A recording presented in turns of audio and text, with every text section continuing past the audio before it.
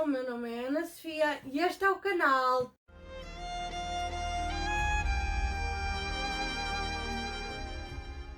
Bom, meus queridos ouvintes, hoje trago-vos o milagre de Shirley, parte 3. De todos os médicos e especialistas, quem mais se opôs era um médico judeu. Durante toda a semana pressionavam-me e não havia ninguém no hospital que não soubesse do meu caso. Todos sabiam o que estava a acontecer e o que eu pensava acerca de tudo. Cada um tentou falar comigo para me convencer e dizerem-me a irresponsabilidade e horrível que era não permitir fazer a operação à minha filha. Eu estava cansada de tanta tensão, das discussões e de todas as coisas difíceis e tão duras. Posso quase dizer, todos os dias fui ver o rabino para me dar forças. Voltei aliviada e fortalecida. Uma das maiores maravilhas foi que o meu marido me deu apoio e livre-arbítrio completo para que eu pudesse decidir acerca do que fazer. A maneira de ver as coisas dele era completamente oposta à dos médicos. Para ele não havia esperança, mesmo que eles fizessem ou não as operações. O meu marido é formado em medicina e, embora não seja médico, sabia que não havia chance da nossa filha se salvar. Ele achava que não havia muito sentido em fazer suportá-la mais cirurgias, mais tratamentos inúteis e pensava que o melhor era encontrar um caminho para que a menina não sofresse tanto enquanto estava viva. Os médicos tentaram convencer o meu marido de que sabiam da sua formação médica, mas ele recusou. No domingo seguinte, fui ver o rabino e falei dos médicos e confessei que era mais do que eu podia suportar e que, além disso, eles já haviam marcado uma consulta com um psicólogo especializado para mim, para tratar casos como este, em que a mãe perde o bom senso para não continuar a enfrentar a realidade. O rabino deu-me $1, como sempre, e deu-me uma brachá e um conselho. Mas surpreendeu-me na realidade. Aparentemente não tinha nada a ver com o meu problema. Ele disse-me: quando tu encontrares o juiz, tudo o que precisas de fazer é pedir novos exames. Eu não entendi nada o que o Reb queria dizer com essas suas palavras sagradas, e antes que eu pudesse reagir, eu já estava do lado de fora.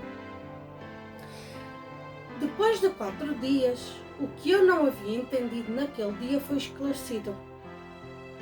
Eu sabia disso, porque quando voltei do hospital para a minha casa, esperava-me uma surpresa muito desagradável. Na minha caixa de correio havia uma convocação para ir a julgamento e nesta eu estava sendo responsabilizada com a assinatura de um advogado e dos médicos que me censuravam por minha responsabilidade, por não agir como uma mãe sensata. E além disso estava escrito muito claramente que eu não era mentalmente capaz de tomar decisões importantes quanto à vida de Shirley. Em outro documento foi esclarecido que eu sofria de uma doença psicológica quando não se é capaz de enfrentar ou suportar uma situação dolorosa e a projeta na religião ou em alguém como uma ilusão de se sustentar emocionalmente e suportar a dor. Eles também solicitaram que a autoridade parental da minha filha fosse tirada de mim. Eles pediram que um tutor ou um assistente social me substituísse como responsável e que a autoridade parental passasse para um deles até ao final do julgamento. Além disso, foi estabelecido que havia razões suficientes que provassem que a única chance de Shirley sobreviver era através de cirurgias e tratamentos necessários. Não tenho palavra para descrever a tremenda dor e desespero. Não bastava ser a mãe que desejava o melhor para a filha, mas eles até queriam julgar-me pelo que poderia acontecer com ela. Além disso, fui deixada de lado como mãe, Sentei-me na escada da minha casa e chorei 1 hora inteira e não conseguia parar de chorar. Por isso, decidi não entrar em minha casa e preferi viajar até ao rap. Mas ele naquela época não estava. Ele havia ido ao rel para orar e pedir brachot para as pessoas com problemas. Então fui à secretaria do rabino, Rabbi Gruner, e mostrei a ele a carta que recebi do hospital. O que me fez sentir totalmente traída. Ele tirou-me uma fotocópia para mostrar ao rabino. Às 11 horas da noite, o rabino Gruner telefonou-me e disse-me que o rabino, quando deixou o seu recinto sagrado, ele disse: "Mas eu já lhe havia dito o que ela tinha que fazer. A única coisa que ela precisa fazer quando se encontrar frente ao juiz é pedir novos exames." Depois de ouvir isso, sabia que tudo estaria sob controle e sentia a tranquilidade de voltar para a minha casa. Alguns dias depois de receber a carta do hospital e praticamente sem tempo para me preparar, cheguei à minha consulta no tribunal e sem advogado para me defender. Eram 8 da manhã e eu já estava em frente ao juiz. Esta foi a primeira sessão e os médicos aguardavam o julgamento no mesmo dia, pois queriam ter a opinião o mais rápido possível, para não perder mais tempo e operar Shirley. Quem mais me censurou, além do advogado, foi o testemunha principal, o médico judeu. Abriu a sessão descrevendo-me como um monstro.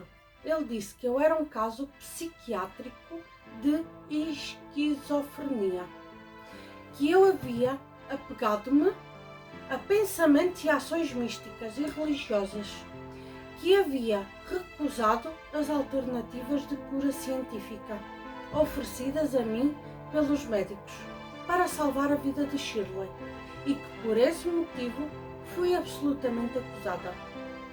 Em resumo, o médico exigiu que eles me afastassem da decisão sobre a situação da minha filha e que atribuíssem essa responsabilidade à assistente social. Durante todo o julgamento, o médico lançou acusações contra mim e expressou-se com palavras duras. Até chorei. Quando chegou a minha vez de falar, o juiz dirigiu-se a mim perguntando-me o que eu tinha a dizer. Eu congelei no meu lugar e não me conseguia levantar. Ao sentir-me incapaz de me mover por causa do meu mal-estar, fechei os olhos. Naquele momento, imaginei o resto. Fechei os olhos. Naquele momento, imaginei o rosto do Rebbe. Senti que ele estava ali comigo, sorrindo para mim, dizendo shalom. Isso deu-me forças para me levantar da cadeira, enxuguei as minhas lágrimas e fui ao juiz. Senhor juiz, respeitavelmente, só tenho um pedido para fazer. Que outros médicos façam os exames de novo. Outro check-up. Pensou por um momento e perguntou-me: o que a faz pensar que o próximo check-up da sua filha dará resultados diferentes dos inúmeros check-ups que foram feitos antes? Respondi: senhor juiz, não tenho forças para me explicar, mas acho que o meu pedido é justo e legítimo, especialmente antes de tomar decisões tão delicadas como submeter uma garota a várias cirurgias. O juiz ouviu o que eu disse e pareceu-me que ele entendeu os meus sentimentos do fundo do coração. Ele dirigiu-se àqueles que me culpavam e perguntou: qual é a resposta a esta solicitação? Os médicos reagiram com raiva e disseram que essa era uma maneira de não me responsabilizar e prolongar os tratamentos por mais tempo. E o Deus não queria que algo ruim acontecesse com a garota. Naquele momento, o juiz abordou-me. Fui até à mesa dele e ele me disse: quero que me dê a sua palavra e que respeitará o diagnóstico e as indicações dos próximos médicos. A solicitação será feita, exclamei com firmeza. Respeitarei as indicações que sugerirem, sejam elas qual forem. Antes de agarrar o martelo que estava sobre a mesa, ele pediu: escrevam a resolução, e disse o seguinte: o mandado desta dama é um pedido legítimo. Uma segunda sessão será convocada. Após a obtenção dos resultados do diagnóstico e tratamento médico sugerido pelos outros médicos, por providência divina, a data foi marcada para o domingo seguinte às 17 horas. Na mesma tarde, fui buscar a Shirley ao hospital e levei-a diretamente para o Templo 770. Eu já havia combinado com os secretários do rabino que me deixassem entrar sem passar pela fila. Cheguei ao Rebbe e lhe disse que viajaria para Manhattan para ver os médicos, que fariam um novo exame de Shirley e, de acordo com os resultados, o julgamento seria alcançado.